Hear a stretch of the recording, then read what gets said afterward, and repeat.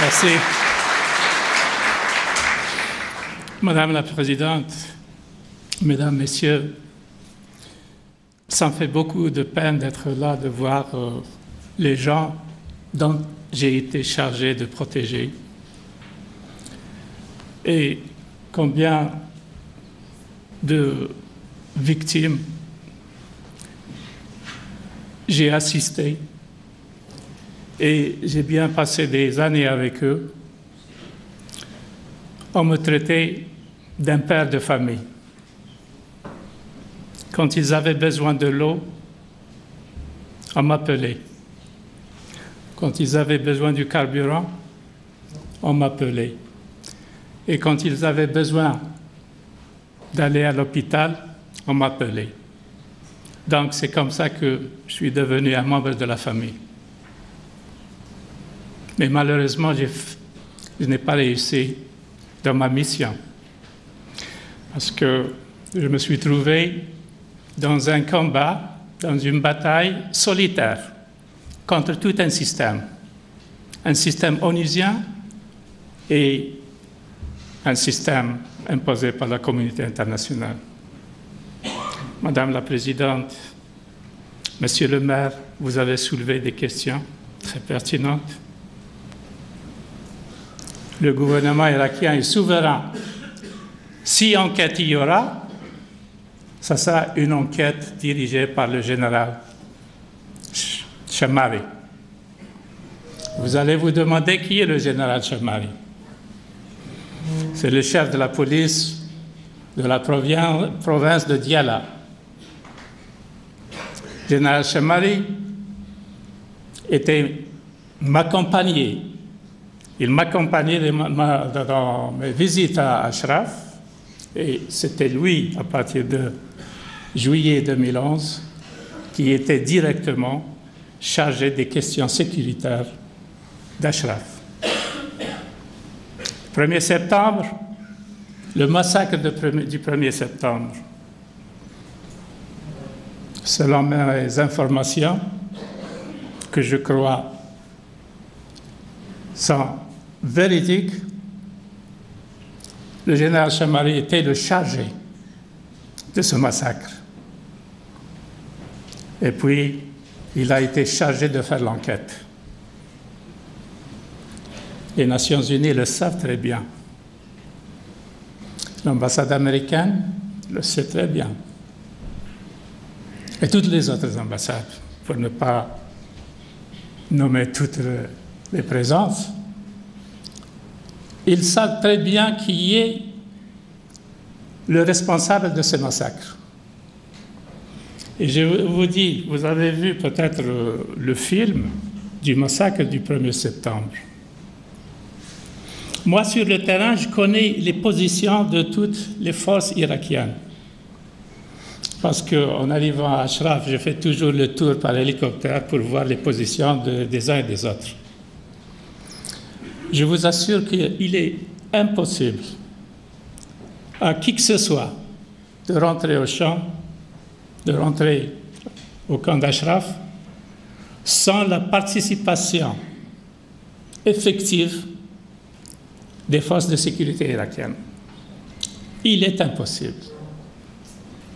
Donc, pour les uns et les autres, pour ne dire qu'ils ne savent pas qui a commis ce crime, c'est une insulte à l'intelligence de la communauté internationale. Parce que je vous dis, c'est des insultes. C'était moi qui ai fait l'enquête en juillet 2009. C'était aussi moi qui ai fait l'enquête en avril 2011. Et les Irakiens le savent très bien que je sais tous les détails. Et comme d'habitude, ils ont toujours nié les faits, mais plus tard, ils les ont reconnus. Et je vous avoue ici devant vous, c'est un témoignage que j'ai été demandé de leur délivrer des lettres de blanchissement pour dire que l'armée irakienne est une armée qui est en train de protéger ces gens et de protéger leurs droits fondamentaux.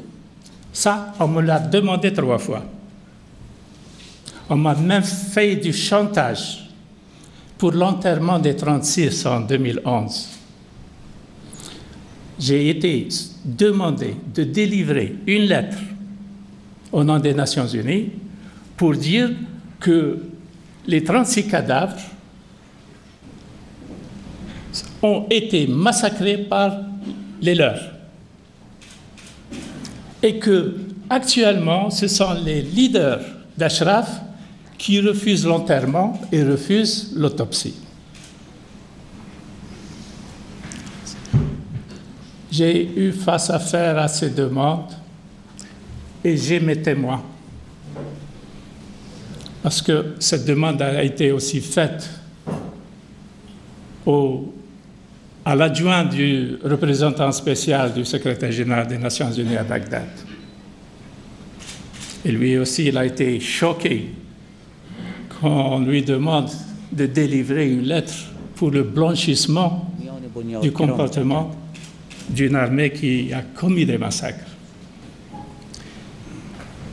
Aussi, c'est choquant et c'est malheureux que la communauté internationale, avec le représentant diplomatique à Bagdad, essaie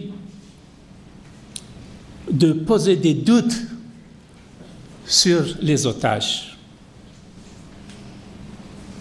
Et en connaissance du terrain et ayant vécu plus ou moins la même expérience en 2011 et en juillet 2009, je sais bien la nature des prisons en Irak et comment s'en gérer, parce qu'il y a 5 institutions en Irak qui gèrent les prisons, y compris le bureau du Premier ministre al-Maliki.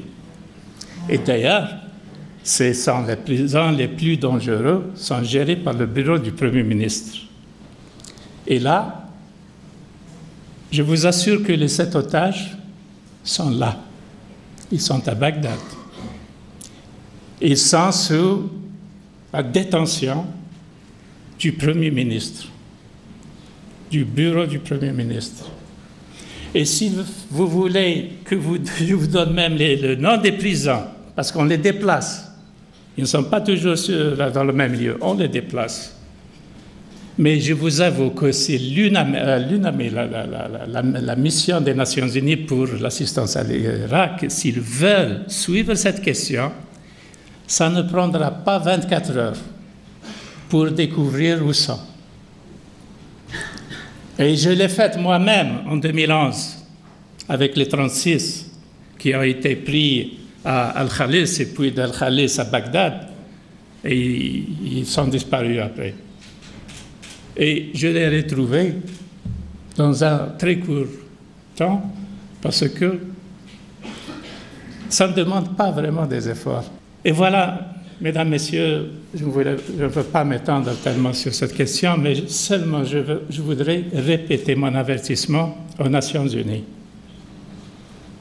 Ils savent que beaucoup de choses se préparent pour les élections qui auront lieu à peu près le mois d'avril. Pour ces élections, il y aura beaucoup de marchandage et j'ai vraiment peur que l'un des sujets du marchandage, ça sera les résidents de Liberté.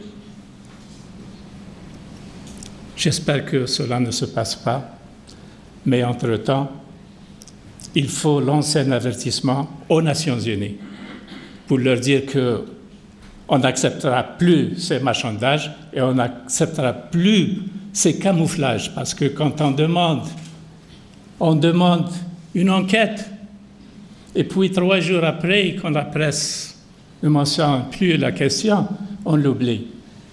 Je vais vous dire mon dernier mot, c'est que quand j'ai repris la question du massacre d'avril 2011, j'ai demandé aux Nations Unies, du moment que vous avez demandé enquête, est-ce qu'on peut maintenant suivre cette question?